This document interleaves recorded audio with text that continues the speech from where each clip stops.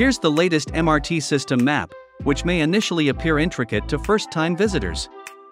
However, the good news is that the majority of attractions are concentrated around a select few stations. Instead of feeling overwhelmed, you can easily navigate the MRT by focusing on specific train lines that connect to these key destinations. By narrowing your attention to these highlighted routes, you'll find it much simpler to explore the attractions that Singapore has to offer. When traveling from Changi Airport to the city center, the east-west line is likely to be your initial route. However, it is crucial to be aware of a significant station along this line. That's the Tanah Merah station. At Tanah Merah station, you will need to make a transfer to another line within the station to continue your journey towards the city center.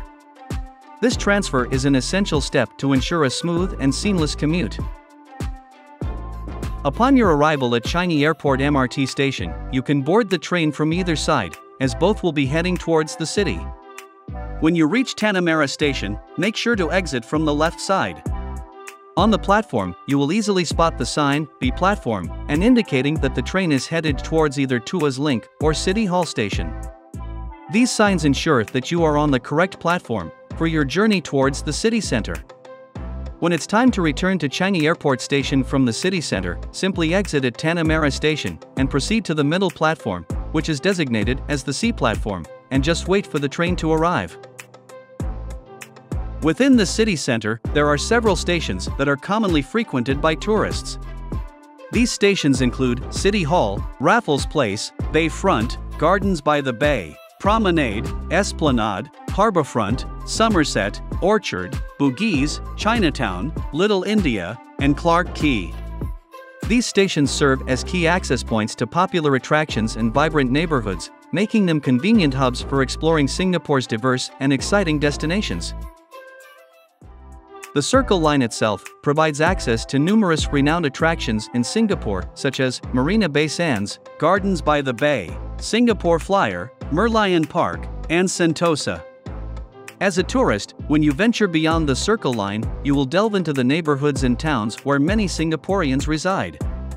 It's worth noting that there are also a few towns located within the Circle Line itself, offering a glimpse into the daily lives of locals. The Northeast Line provides an opportunity to explore some of Singapore's vibrant ethnic enclaves, including Chinatown and Little India. When combined with the Downtown Line, you can also visit the culturally rich Kampong Glam and the renowned Sultan Mosque. While these areas are named after specific groups, it's important to note that Singapore prides itself on its harmonious multicultural society, with people from different ethnic backgrounds living together in harmony throughout the various neighborhoods and towns across the city. For shopping enthusiasts, the North-South Line offers convenient access to Singapore's renowned shopping paradises. Spanning across several stations, this line takes tourists from the vibrant Orchard Road district all the way to Somerset and Dhoby Ghaut. These areas are known for their incredible shopping experiences, with a plethora of malls, boutiques, and retail outlets to explore. Whether you're looking for high-end luxury brands or unique local finds, the North-South Line will take you to the heart of Singapore's shopping scene. So hop on board and indulge in a retail therapy adventure like no other. By combining the East-West Line, Circle Line, North-South Line, Northeast Line, Thomson East Coast Line, and the Downtown Line, you can reach your destination more efficiently, depending on your starting point.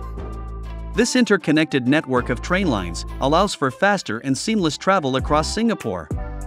Whether you're exploring the city center, venturing into the northeastern new neighborhoods, or heading towards the eastern coast, these combined lines provide convenient routes to get you to your desired location in a shorter time.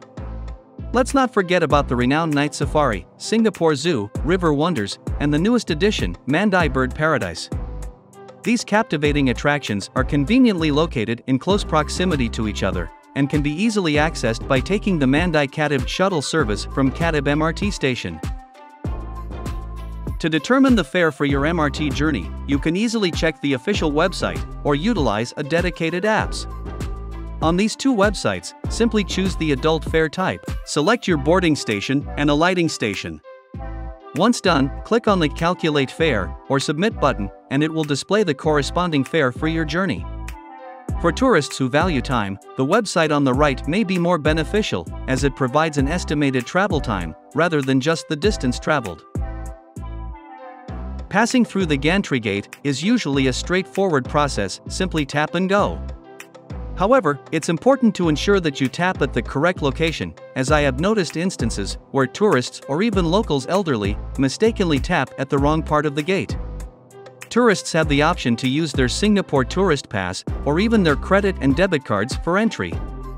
Please be aware that for foreign-issued contactless credit and debit cards, an administrative fee will be imposed, so it's essential to keep this in mind. If you have mobile payment capabilities, you can also utilize it to tap in and out of the station. There are certain rules to follow when using the MRT, which is similar to any other train system around the world. However, the fines for breaking these rules can be quite shocking for many tourists. For instance, smoking, eating, drinking, carrying flammable goods, and bringing durian are strictly prohibited. The fines for violating these rules range from $500 to $1,000, and even up to $5,000 in some cases. It's essential to be aware of and abide by these regulations to avoid any unpleasant surprises. When it comes to seating, there are designated seats for elderly and pregnant individuals. However, if these seats are unoccupied, it is up to the individual on whether they choose to sit there or not. For tourists, luggage can be a concern. Please keep in mind that the size of luggage should not exceed 120 by 70 by 40 centimeters. If your luggage exceeds these dimensions, the station staff may prevent you from entering, as it could cause inconvenience to other passengers. Additionally, station staff may request to inspect the contents of your luggage. Therefore, it's important to consider whether you prefer to save money by taking the MRT, or opt for convenience by taking a taxi.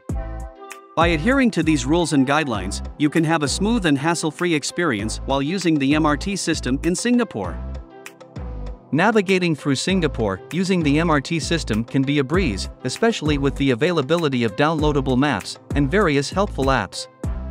In case you require assistance, don't hesitate to approach the friendly station staff who are always ready to help. Here are 2 frequent asked questions. Can I enter and exit at the same station? It is yes and no. It is no if you don't want to pay a small fee, but you can if you are willing to pay.